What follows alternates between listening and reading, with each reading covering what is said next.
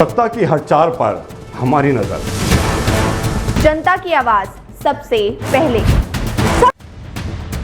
सत्ता की हर चाल पर हमारी नजर, जनता की आवाज सबसे पहले। सच की पड़ताल करेंगे हम। क्या छपा क्या छिपा, राजनीति के खेल का पर्दाफाश। जहां राजनीति को परखा जाता है जनता की कसौटी। राष्ट्रहित है हमारी प्राथमिकता। जहां बॉलीवुड की चमक भी सच्चाई से टकराती है। डेली 24 भारत पर। नमस्कार, डेली 24 भारत देख रहे हैं आप। मैं हूं आपके साथ अनीता शर्मा। शुरुआत करते हैं उत्तर प्रदेश की बड़ी खबरों से। झांसी में ट्रैफिक नियम तोड़ने वालों पर पुलिस का बड़ा एक्शन जारी है। वरिष्ठ पुलिस अधीक्षक BBGTS मूर्ति के निर्देश पर यातायात और साथ ही जनपदीय पुलिस ने संयुक्त रूप से विशेष चेकिंग अभियान भी चलाया है और इस दौरान नियमों का उल्लंघन करने वालों कुल 1000 से ज़्यादा वाहनों का चालान भी किया गया। पुलिस के इस अभियान में काली फिल्म, अवैध लाल नीले बत्ती, हूटर, प्रेशर हॉर्न और साथ ही बिना नंबर प्लेट और अवैध नंबर प्लेट जैसे मामलों पर कड़ी कार्रवाई की गई और इसके अलावा शासकीय जाति सूचक शब्द लिखे वाहन और सड़क पर स्टंट करने वाले चालकों को भी नहीं छोड़ा जाएगा। यातायात पुलिस ने शहर के अलग अलग इलाकों में नाकेबंदी कर चेकिंग की और मौके पर ही चालान काटे। SSP के आदेश पर सभी थाने प्रभारियों को अपने अपने क्षेत्र में लगातार निगरानी रखने और नियम तोड़ने वालों पर सख्त कार्रवाई करने के निर्देश दिए गए हैं। बिजनौर में नहर के पास मिले गौवंश और साथ ही अवशेष मिलने पर पुलिस ने बड़ी सफलता हासिल की है। थाना चांदपुर क्षेत्र के तख्तपुर में पुलिस और बदमाशों के बीच मुठभेड़ का मामला सामने आया है और इस दौरान बाइक सवार 2 आरोपी गोली लगने से घायल होकर गिर गए हैं और जबकि 3 आरोपी मौके से फरार बताए जा रहे हैं।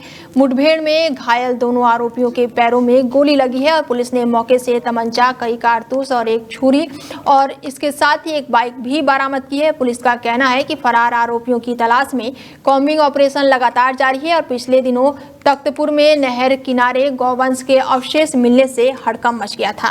पुलिस ने जांच तेज की और मुखबिर की सूचना पर बदमाशों को घेर लिया।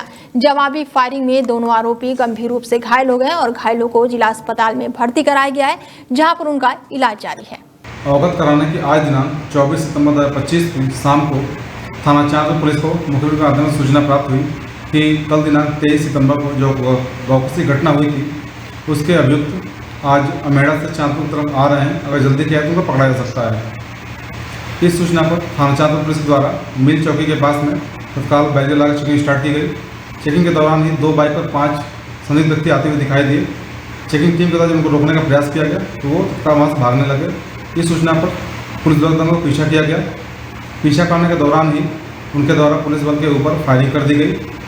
फायरिंग के जवाब में जब पुलिस बल द्वारा जवाबी फायरिंग की गई तो इसमें 2 अभियुक्त कर, एक शहजाद तथा दूसरा मुल्लन, इन दोनों को पैर में गोली लगी है तो साथ में 3 अभियुक्त कर वहाँ से भागने में फरार। खबर यूपी के शाहजहांपुर से है, जहां पर स्वच्छता पखवाड़े के तहत नगर निगम ने एक अनोखा अभियान चलाया है। राजघाट स्थित पंचमुखी हनुमान मंदिर के पास नगर निगम की टीम ने मंदिर परिसर और आसपास की जगहों की सफाई की और प्लास्टिक के दुष्प्रभाव के खिलाफ जनता को जागरूक करने के लिए प्लास्टिक की शव यात्रा निकाली और इस पहल का संदेश साफ था कि प्लास्टिक को बाय बाय कहो, क्योंकि प्लास्टिक न सिर्फ हमारे जीवन बल्कि पर्यावरण और समाज के लिए भी काफी हानिकारक है।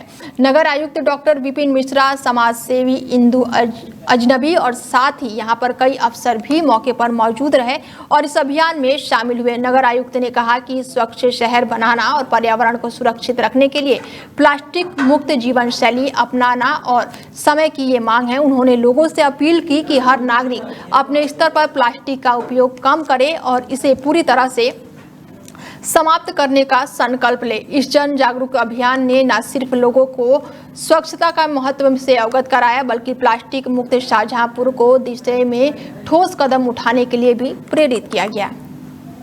यूपी के मैनपुरी में कानून व्यवस्था को चुनौती देने वाले लुटेरों को योगी पुलिस ने महज 36 घंटे में ही ढेर कर दिया है। बता दें कि क्षेत्र में एक घर में घुसकर दिन दहाड़े महिला से लूट करने वाले बदमाशों को पहचान जब सीसीटीवी फुटेज से हुई तो क्रिमिनल इंटेलिजेंस विंग और साथ ही भोगांव पुलिस ने मिलकर एक सटीक योजना बनाई और इसके बाद से उन्होंने बड़ी कार्रवाई करते हुए बदमाशों के साथ मुठभेड़ की, जहां पर दोनों मुठभेड़ के दौरान दोनों लुटेरे गंभीर रूप से घायल हो गए और उन्हें गिरफ्तार कर लिया गया। पुलिस ने उनके पास से लूटे गए जेवरात, नकदी और एक बाइक भी बरामद की और साथ ही तमंचा भी बरामद कर लिया है। इतना ही नहीं, लुटेरे जिस घर से डीआरवी तक उखाड़ कर ले गए थे उसकी रिकॉर्डिंग ही उनके गले की फांस बन गई। मौके पर खुद एसपी सिटी अरुण कुमार पहुंचे और पूरी कार्रवाई का जायजा लिया। मुठभेड़, क्या बदमाश गिरफ्तार हुए, क्या माल बरामद हुआ? देखिए, कल एक भोगांव थाना क्षेत्र में घटना हुई थी कि एक महिला से दो व्यक्ति कार्ड देने के बहाने घर में घुसे थे, जहां से उसके गले से चेन और कान के कुंडल और पायल और कुछ पैसे लेके ये लोग वहां से छीन कर भाग गए थे। उसी के क्रम में हम लोगों ने 3 टीम का गठन किया था, जो हम लगातार इसमें प्रयास कर रहे थे। और आज जब हमको एक सूचना प्राप्त हुई, सूचना के माध्यम से हम लोगों ने आज चेकिंग कर रहे थे। चेकिंग के दौरान ही रात के समय एक मोटरसाइकिल पे जो बिना नंबर प्लेट की थी उस पर 2 व्यक्ति आते हुए दिखे। जब पुलिस ने रोकने की कोशिश करी तो ये लोग गाड़ी को मोड़ के भागने लगे। पीछे पुलिस ने जब उनका पीछा किया तो आगे एक मोड़ की तरफ मुड़ते हुए लोग फिसल गए और फिसलने के बाद उन्होंने पुलिस के ऊपर 5 राउंड। यूपी के मुजफ्फरनगर से बड़ी खबर सामने आ रही है, जहां पर एसएसपी संजय वर्मा के नेतृत्व में जारी ऑपरेशन क्लीन का असर लगातार देखने को मिल रहा है। बता दें कि थाना क्षेत्र में हाईवे पर सुबह सुबह पुलिस और लुटेरों के बीच मुठभेड़ हो गई, जिसमें 2 शातिर बदमाश पुलिस की गोली लगने से गंभीर रूप से घायल हो गए। ये वही आरोपी थे जिन्होंने हाल ही में एक महिला से कुंडल छीन लिए थे और फरार हो गए थे। मुठभेड़ के बाद से पुलिस ने मौके से तमंचा, कारतूस और एक बाइक भी बरामद की है और घायल बदमाशों को इलाज के लिए अस्पताल में भर्ती कराया गया है। बता दें कि आगे की कानूनी कार्रवाई भी तेज कर दी गई है और एसएसपी ने साफ कहा कि अब जिलों में अपराधियों के लिए कोई भी जगह नहीं है और पुलिस की कार्रवाई और भी सख्त होगी। फिलहाल इस मुठभेड़ से स्थानीय लोग राहत की सांस ले रहे हैं। खबर यूपी के श्रावस्ती से है, जहां पर जिले से एक हैरान कर देने वाली खबर सामने आई है, जहां पर चोरों ने पहले गांव में पोस्टर चिपकाकर डकैती की और चेतावनी दी और फिर उस धमकी को हकीकत में बदल दिया। मल्हीपुर थाना क्षेत्र के मकऊ गांव में दीवार फांदकर चोर घर में घुसे और लाखों की ज्वेलरी और नकदी लेकर फरार हो गए। सबसे चौंकाने वाली बात ये रही कि गांव में पहले से एक पोस्टर चिपकाया हुआ था जिसमें लिखा था कि अगली डकैती मकुनी गांव में होगी। इसके बावजूद भी पुलिस इसे महज अफवाह बताकर टालती रही। घटना के बाद पूरे इलाके में दहशत का माहौल है, लोग पहरा देने को मजबूर हैं। हालांकि पुलिस गश्त के दावे जरूर कर रही है, लेकिन लगातार ऐसे मामलों ने सुरक्षा व्यवस्था पर सवाल खड़े कर दिए हैं और अब सवाल यही उठता है कि जब चोर डकैती की तारीख तक बता दें और फिर भी पुलिस कुछ ना करे तो आम आदमी आखिर कब सुरक्षित महसूस करेगा। आज दिनांक 24/9/25 को थाना मल्हीपुर में आवेदिका खातून पत्नी गंगो ग्राम मेघोनी द्वारा लिखित तहरीर दी गई थी। बीती रात कुछ अज्ञात चोरों द्वारा उनके घर में घुसकर चोरी कर ली गई है। उक्त घटना पे तहरीर पे थाना मल्हीपुर में शून्य धाराओं में मुकदमा पंजीकृत कर लिया गया है। कुछ न्यूज़ पोर्टल द्वारा उक्त घटना को डकैती बताया जा रहा है। जी, मेरा नाम मुस्तकीम खान है, मुझे मखनी जजीरवा का रहने वाला हूँ। रात में लाइट गई है तो 1-1:30 बजे तो उसे मतलब लाइट जाने के बाद ये चोरी हुआ है। मेरी बहन अंदर सोए हुए थे, लोग अंदर मतलब 3 लोग घुसे हुए हैं। फिर निकालने लगे हैं जब तो बहन जब उठी है तो उसको मुँह साध के फिर उसको मारे हैं, मार के फिर निकल लिए हैं। जब वो निकल गए हैं तो उसके बाद पता चला है। फिर मैं अंदर गया तो सब निकाला तो देखा कुछ नहीं, बहन बेहोश थी। फिर उसको ले जाके फिर उसका इलाज कराएं। 2 महीने के बाद शादी था उसका। यूपी के मुजफ्फरनगर से एक बेहद ही दर्दनाक सड़क हादसे की खबर सामने आई है। रतनपुरी थाना क्षेत्र के केसर होटल के पास उत्तराखंड परिवहन की एक तेज रफ्तार बस ने बाइक और स्कूटी की जबरदस्त टक्कर मार दी गई है और इस हादसे में मौके पर ही 2 युवतियां और 1 युवक की जान चली गई है, जबकि एक अन्य व्यक्ति गंभीर रूप से घायल हो गया है। मृतकों की पहचान राधिका, अनु और आदित्य के रूप में हुई है। घटना के बाद से स्थानीय लोगों में गम और गुस्से का माहौल है। परिजनों का रो रो कर बुरा हाल है और क्षेत्र के लोग अब सड़क सुरक्षा के कड़े इंतजाम की मांग कर रहे हैं। फिलहाल पुलिस ने बस को कब्जे में ले लिया है और ड्राइवर से लगातार पूछताछ की जा रही है और अब इस हादसे ने एक बार फिर से ट्रैफिक नियमों की अनदेखी और तेज रफ्तार के खतरों को और ध्यान खींचा है। खबर यूपी के हमीरपुर से है, जहां पर आज राज्य जल शक्ति मंत्री और जिले के प्रभारी मंत्री रामकेश निषाद बीजेपी कार्यालय पहुंचे। यहां उन्होंने जीएसटी बचत उत्सव कार्यक्रम के तहत पार्टी नेताओं और स्थानीय जनप्रतिनिधियों के साथ बड़ी बैठक में विधायक, नगर पंचायत अध्यक्ष समेत कई वरिष्ठ कार्यकर्ता मौके पर मौजूद रहे। प्रेस कॉन्फ्रेंस के दौरान प्रभारी मंत्री ने नई जीएसटी दरों के फायदे विस्तार से समझाए। उन्होंने कहा कि पहले निम्न और मध्यम वर्ग के लोगों को जरूरी सामान खरीदने में काफ़ी परेशानियां होती थी, लेकिन अब सरकार ने कई जरूरी वस्तुओं पर जीएसटी दरें घटा दी हैं, जिससे रोजमर्रा का सामान पहले से काफ़ी सस्ता हो गया है। रामकेश निषाद ने बताया है कि जनता के लिए ये कदम बड़ी राहत है। आम जरूरत के सामान जैसे गृह घर का सामान खरीदना हो या फिर किचन का सामान, अन्य घरेलू उपयोगों की चीजें अब कम दामों पर उपलब्ध होगी। उन्होंने कहा कि जीएसटी में कमी से न केवल घर का बजट संतुलित होता है, बल्कि गरीब और मध्यम वर्ग को भी सीधा लाभ मिलेगा। बीजेपी कार्यालय में हुई इस बैठक के दौरान प्रभारी मंत्री ने सरकार की अन्य उपलब्धियों पर भी प्रकाश डाला और कहा कि पार्टी का उद्देश्य जनता की अधिक से अधिक राहत देना है।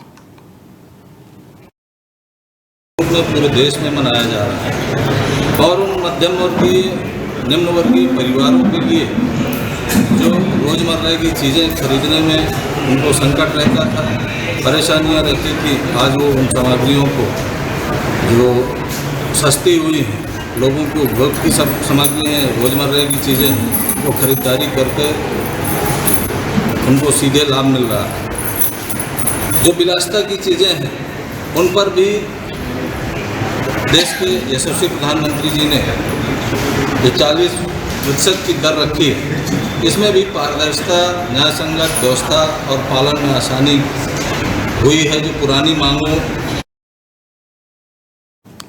यूपी के हरदोई में आने वाले बड़े त्योहारों को देखते हुए पुलिस प्रशासन पूरी तरह से अलर्ट मोड पर है। पुलिस अधीक्षक अशोक कुमार मीणा ने बताया कि इन दिनों शारदीय नवरात्र चल रहे हैं और जल्द ही दशहरा, दिवाली और छठ जैसे बड़े पर्व आने वाले हैं और इन सभी त्योहारों को लेकर प्रशासनिक तैयारियां पहले से ही शुरू कर दी गई है ताकि जिले में शांति और सौहार्द का माहौल बना रहे। एसपी अशोक कुमार मीणा ने कहा कि शांति और भाईचारा बनाए रखने के लिए बैठकों का आयोजन किया जा रहा है। पीस कमेटी के सदस्यों और धर्मगुरुओं से लगातार बात की जा रही है ताकि सभी पर्व बिना किसी विवाद के संपन्न हो सके और इस दौरान उन्होंने सुरक्षा व्यवस्था को लेकर भी बड़ा बयान दिया और साथ ही त्योहारों को लेकर पुलिस और प्रशासन पूरी तरह से अलर्ट मोड पर यूपी में दिखाई दे रही है। 1 महीने तक लगातार त्योहार रहेंगे और शारदीय नवरात्र अभी चल रहे हैं, उसके बाद दशहरा रहेगा, फिर दिवाली रहेगी, उसके बाद छठ पूजा रहेगी। उसके बीच में छोटे मोटे बड़े त्यौहार लगातार चलते रहेंगे। इसकी तैयारियां बहुत पहले से ही की जा चुकी है और जितने भी हमारे पीस कमेटी के मेंबर्स हैं, धर्मगुरु हैं और अन्य सम्रांत लोग हैं, उनसे भी मीटिंग करके उनको जो डूज एंड डोंट्स वो बता दिए गए हैं। डीजे वालों को बता दिए गए हैं कि हाइट 8 फुट से ज़्यादा ना हो, क्योंकि कभी कभी जब डीजे की हाइट ज़्यादा रहती है तो गिरने से या फिर ऊपर कुछ वायर के टच होने से हादसे होते रहते हैं, वो चीज़ें ना हो। पंडित दीनदयाल उपाध्याय की 109वीं जयंती पर जिला चिकित्सालय परिषद में स्वच्छता अभियान चलाया गया और इस अवसर पर सदर विधायक जय मंगल और साथ ही जिला अधिकारी और मुख्य विकास अधिकारी भी मौके पर मौजूद रहे। जिला बीजेपी मंत्री भी मौके पर मौजूद रहे और इसके साथ ही बड़ी संख्या में बीजेपी कार्यकर्ता और जिला स्तरीय अधिकारी मौके पर मौजूद रहे। कार्यक्रम के तहत सेवा पखवाड़ा अभियान के साथ भी हाथों ने झाड़ू लिया और परिषद की साफ सफाई की और स्वच्छता का संदेश भी दिया। सदर विधायक जय मंगल ने कहा कि पंडित दीनदयाल उपाध्याय गरीब, वंचितों और साथ ही शोषितों की आवाज थे। उन्होंने बताया कि प्रधानमंत्री नरेंद्र मोदी उन्हीं के आदर्शों से प्रेरित होकर स्वच्छ भारत मिशन और गरीब कल्याण योजनाओं को आगे बढ़ा रहे हैं। विधायक ने कार्यकर्ताओं से आह्वान किया है कि सेवा पखवाड़े के तहत जनहितकारी कार्यों में निष्ठा से जुड़े। जिलाधिकारी संतोष शर्मा ने भी लोगों को प्रेरित करने को लिए कहा और स्वच्छता वातावरण के साथ साथ स्वस्थ समाज के संकल्प को भी उन्होंने फिर से दोबारा दोहराया है। उत्तर प्रदेश के मुजफ्फरनगर में बीते दिनों ड्रग्स विभाग और सिविल लाइन थाना पुलिस की संयुक्त टीम ने बड़ी छापेमारी की और एक घर पर छापेमारी कर दवाइयों का बड़ा जखीरा बरामद किया है। ये कार्रवाई मुखबिर की सूचना पर की गई है। टीम को मौके पर कई तरह की दवाइयां भी मिली हैं, जिसमें से कुछ एक्सपायरी डेट की दवाइयां बताई जा रही हैं। खबरों की माने तो घर से दवाइयां मिली हैं जहां पर पहले मेडिकल स्टोर चलाया जाता था और जो कुछ समय पहले बंद कर दिया गया है। और अब ऐसे में सवाल ये उठ रहा है कि आखिर इतनी बड़ी मात्रा में दवाइयां घर पर क्यों और किस मकसद से रखी गई हैं। ड्रग्स विभाग की टीम यहां पर जांच कर रही थी। क्या इस तरह से घर में दवाइयों का स्टॉक करना कानून है या फिर अवैध है? बता दें कि बरामद सभी दवाइयों को पुलिस ने कब्जे में फिलहाल ले लिया है और थाने में भेज दिया है। सीओ सिटी सिद्धार्थ ने बताया है कि ड्रग्स को लेकर लगातार कार्रवाई की जा रही है और ड्रग्स इंस्पेक्टर के माध्यम से सूचना मिली थी कि यहाँ पर दवाइयों को लेकर बड़ा जखीरा बरामद हुआ है, जिसके बाद से बड़ी कार्रवाई करते हुए फिलहाल सभी दवाइयों को बरामद कर लिया गया है और कीमती और लाइसेंस से जुड़ी हुई जानकारी को भी साझा किया जा रहा है। और साथ ही इस पर एक्सपायरी डेट को लेकर भी पुलिस लगातार बड़ी कार्रवाई करती हुई नजर आ रही है। ड्रग इंस्पेक्टर के माध्यम से पुलिस को सूचना मिली कि मल्लूपुरा मोहल्ले में कच्चे सड़क क्षेत्र के कुछ ड्रग्स का काम हो रहा है। शायद इलीगल ड्रग्स स्टोर किए जा रहे हैं या फिर बेचे जा रहे हैं।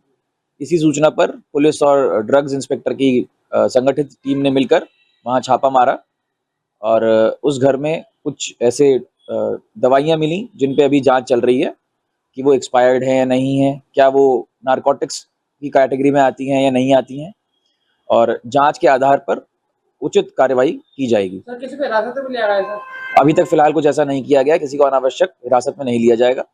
जैसे जैसे कंफर्म होता जाएगा कि किसने क्या किया है, उसके अनुसार ही विधिक कार्रवाई की जाएगी। खबरों में आगे बढ़ते हैं और खबर पश्चिमी उत्तर प्रदेश में छपरा टोल प्लाजा विवाद लगातार अब बढ़ता ही जा रहा है। बीते दिनों टोल प्लाजा पर डिप्टी मैनेजर अरविंद पांडे की हत्या के बाद से पुलिस ने बड़ी कार्रवाई करते हुए 4 बदमाशों को मुठभेड़ में घायल कर फिलहाल गिरफ्तार कर लिया है। घटना के बाद से टोल प्लाजा के कंट्रैक्टर और साथ ही पूर्व ब्लॉक प्रमुख विनोद मलिक ने धरना भी शुरू कर दिया है और इसके बाद से त्यागी ब्राह्मण भूमिहार समाज के राष्ट्रीय अध्यक्ष मंगेश राम त्यागी भी मुआवजे की लगातार मांग करने को लेकर धरने पर बैठ गए हैं। धरने के दौरान विनोद मलिक और मांगे राम त्यागी के बीच कहासुनी इतनी बढ़ गई कि मारपीट और गाली गलौज तक की नौबत आ गई। पुलिस ने मौके पर पहुंचकर दोनों पक्षों को फिलहाल शांत करवाया, लेकिन विवाद अब थमता हुआ नहीं दिख रहा है। विवाद लगातार और भी ज्यादा बढ़ता जा रहा है। खबर यूपी के रामपुर से है, जहां पर आयोजित स्वच्छता कार्यक्रम में शामिल होने पहुंचे पूर्व केंद्रीय मंत्री मुख्तार अब्बास नकवी ने कई अहम मुद्दों पर बयान दिया है। सपा नेता आजम खान पर बोलते हुए नकवी ने कहा कि आजम खान का सियासी वजूद समाजवादी पार्टी के साथ ही जुड़ा हुआ है। मेरी शुभकामनाएं हैं कि वो सियासत की बातें छोड़कर अपनी सेहत पर ध्यान दे।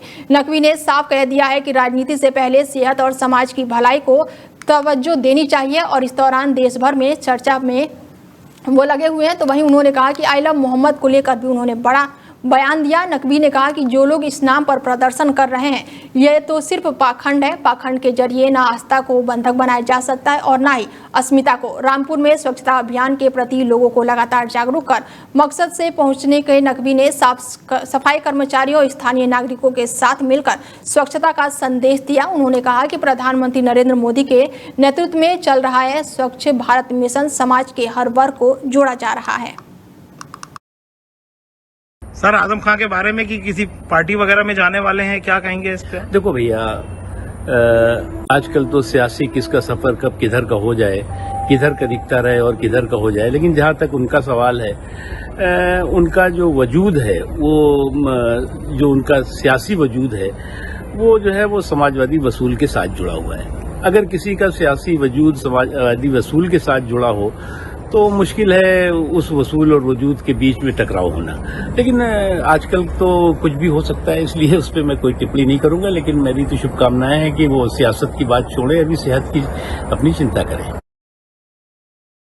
संभल में गंदगी के खिलाफ अब की बार कुछ अलग होने जा रहा है। नगर पालिका परिषद संभल ने ऐतिहासिक कदम उठाते हुए 156 घंटे का नॉन स्टॉप सफाई महाअभियान शुरू करने का बड़ा ऐलान कर दिया है और इस भव्य पहल की शुरुआत दशहरा मेला मैदान और महामृत्युंजय तीर्थ स्थल से की गई है। नगर पालिका के अधिशासित अधिकारी डॉक्टर मणिभूषण तिवारी के नेतृत्व में ये बड़ा अभियान चलाया गया और साथ ही सफाई का रिकॉर्ड भी बनाया गया, बल्कि लोगों को भी जागरूक करने का बड़ा संदेश दिया गया। गांधी जयंती और पंडित दीनदयाल उपाध्याय जयंती को ध्यान में रखते हुए ये महाअभियान खासकर काफी महत्व माना जा रहा है और 500 से ज्यादा सफाई कर्मचारी, सभासद और समाज सेवी लगातार इसमें शामिल हुए। जगह जगह बैनर, पोस्टर और साथ ही नुक्कड़ सभाओं के जरिए स्वच्छता ही सेवा का संदेश भी गूंजा। स्वच्छता ही सेवा का कार्यक्रम चल रहा है जो 17 सितंबर से लेकर 2 अक्टूबर तक चलाए जा रहे हैं। उसी के क्रम में कल हम लोग का एक विशेष अभियान शुरू हो रहा है, 156 घंटे लगातार स्वच्छता का महाअभियान।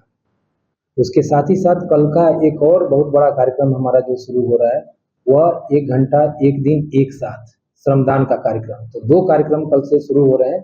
पहला कार्यक्रम सुबह हम लोग 8 बजे शुरू करेंगे, जिसमें हम लोगों ने शहर के 2 स्थलों को चयन किया है कि जहाँ पे जो कचरा वनरेबल पॉइंट है, गार्बेज वनरेबल पॉइंट, उसको पूरी तरह से रिमूव करने का प्रयास है, जिसमें सभी हमारे कर्मचारी और सभी हमारे सफाई कर्मचारी से जुड़े हुए जितने भी हमारे कंपोनेंट्स हैं, साथ ही साथ जितने भी स्वच्छता के हमारे उपकरण हैं, साथ ही गाड़ियाँ, वो सारे संसाधनों के साथ इन दोनों जगहों पर एकत्रित होंगे।